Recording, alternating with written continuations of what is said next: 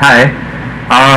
Before I begin, I'd just like to say that this poem is about me and my brother and how we sometimes have a hard time talking. And I'd just like to make a disclaimer that we do talk a lot more now. And so a lot of the things I put here, I don't think really apply too much nowadays. So this poem's called Bedtime. Alright. My brother and I, well, we don't really get along too much these days. Don't take this the wrong way. It's not due to a lack of trying on his part, but maybe rather mine. He never really sleeps on time nowadays. Always has a MacBook with him. Watches movies. Really bad ones. It annoys me how doggedly he seems to wait for me. Mainly because my reasons for staying up so late have less to do with homework and more to do with him. And this MacBook, it's starting to keep both of us from sleeping at night. Him, because, well, movies. And me, because, well, the USB that holds all his movies has a taillight that just keeps fitfully blinking. Non-stop. In the darkness. Even when I'm in the room. The USB serves more like a talisman than anything. Relentless chessboard of the cosmos, this reminder that I'm probably to blame for why we're not on speaking terms too much nowadays. This whole MacBook thing serves as his opiate. And you can't really blame him. I mean, what else are you gonna do when no one's talking to you, right? See, it never used to be this way before. When we were younger, I remember being the one who always had to tuck him into bed before he'd fall asleep.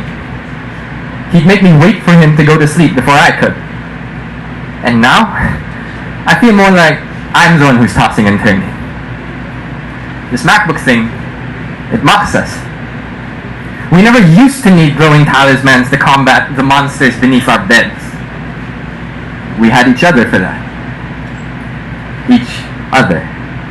And this idea of each other, well, it's been gnawing at me for quite some time now. I can't seem to find the right words to describe it, but I'll put it this way. The monsters beneath our beds, well, they don't really disappear. Maybe just change clothes. Swap out the fur coats and fangs for a suit and tie, or perhaps a particular pair of goalkeeper's gloves, or an exceptionally pretty girl, or research papers, some volleyball games, friends few, friends far, even porn if you want me to be really honest with you. All monsters. And we all know that monsters, they work best in isolation. This MacBook thing is driving us apart, keeping us away, keeping us up at night. Makes me feel as if the weight of my world, it's collapsing on my shoulders. My weight is my brother. When he sleeps, I swear, the pimples on his forehead seem to almost disappear completely. The faint lines of adolescent fury that mark his face, they crease off.